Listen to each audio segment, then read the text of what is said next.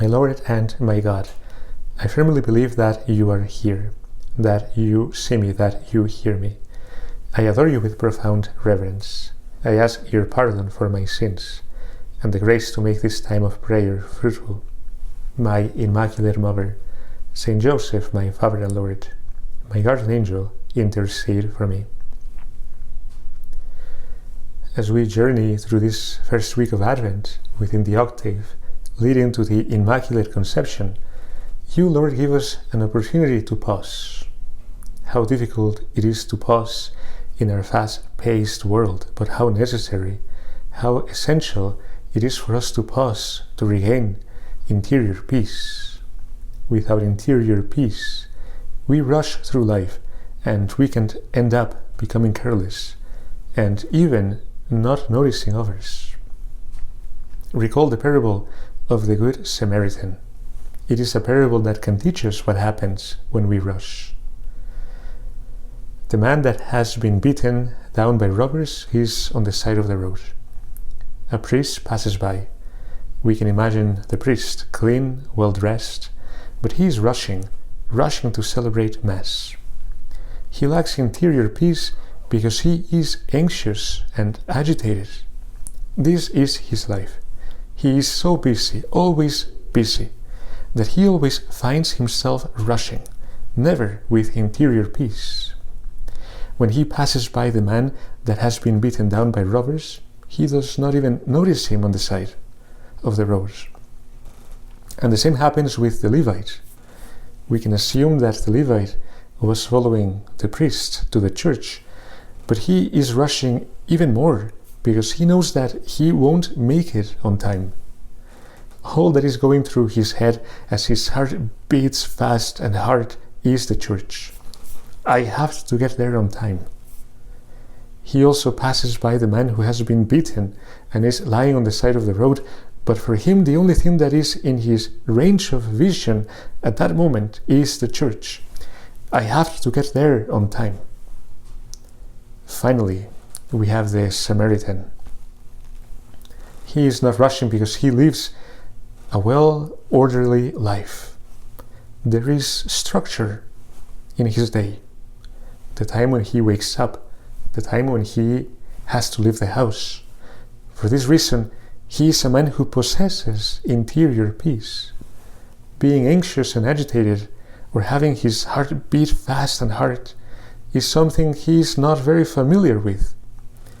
Yes, he has a lot to do during the day, but he is a man of interior peace. This interior peace allows him to see others. As he travels down the road without rush, living in the present, with great calm, he notices the man who has been beaten to death. He pauses, draws near to him, and, as we read in the Gospels, he has compassion for him. My friend, this parable speaks to us about our Lord.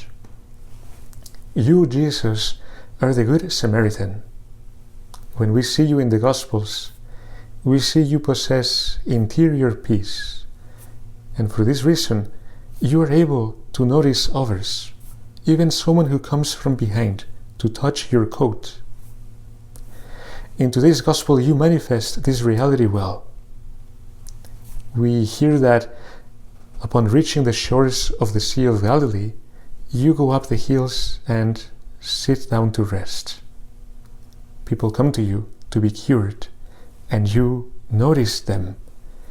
They are attracted to you by the fact that you notice them.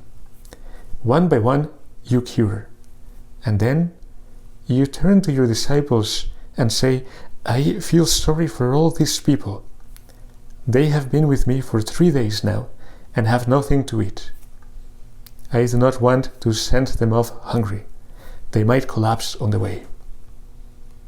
How much care, how much attention you pay to these people. And we could ask, where did you learn not to rush, to notice others, to have interior peace? And the answer is Mary. You, Mary, taught your son that The only time to rush is when it comes to do the will of God. But even when rushing to do the will of God, one cannot lose interior peace. After the Annunciation, you rush to say yes to God in the small things of everyday life. But you kept your interior peace, as we see how you noticed others. You noticed Elizabeth, whom you visited to help her in any way. You noticed the bride and groom as they ran out of wine in Cana, in their celebration of their wedding feast. Yes, Mary, you taught your son never to lose interior peace, and in this way not to be self-absorbed, but to have his head up, always attentive to others, to the needs of others, like the good Samaritan, ready to serve in any way. We ask you to give us this grace. We can pause for a moment in this time of prayer and ask ourselves, am I someone who possesses interior peace during the day? And if I think the answer is yes, does it show? Or am I someone who is always rushing, and therefore someone who gives the impression of being anxious, agitated, careless, or indifferent? Most of us have experience speaking to a friend over the phone and realizing he's not really listening. His reply is, yeah, of course, yeah. But in the background, we hear him type away. He's busy, he's rushing, he's not attentive to us. The same can happen to us in life. Yes, it is important to be busy, to have our day full with work, but we should be attentive that we do not lose our interior peace. If we catch ourselves rushing through the day, it can be very good for us to pause for a moment and turn to Jesus and Mary and try to regain our interior peace. Think of a sacristy in a church.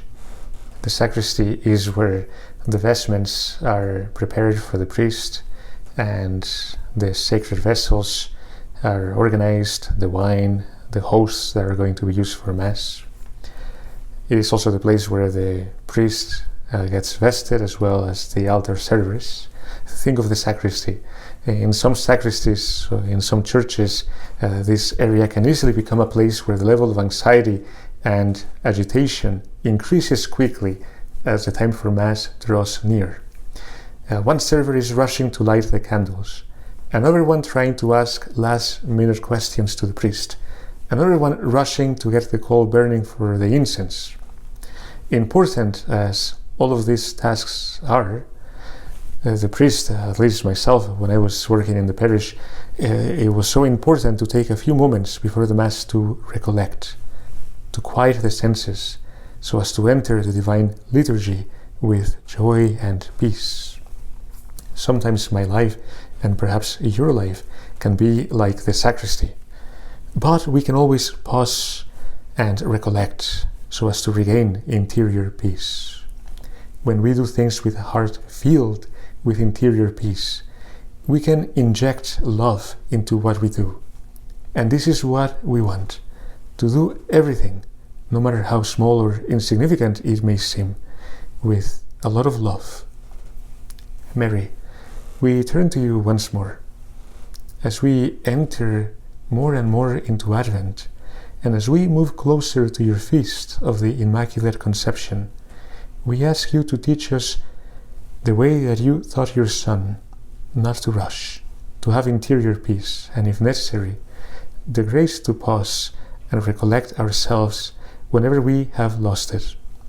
Only in this way we can notice others and inject love into everything we do. I thank you, my God, for the good resolutions, affections, and inspirations that you have communicated to me in this meditation. I ask your help to put them into effect. My Immaculate Mother, Saint Joseph, my Father and Lord, my guardian angel, intercede for me.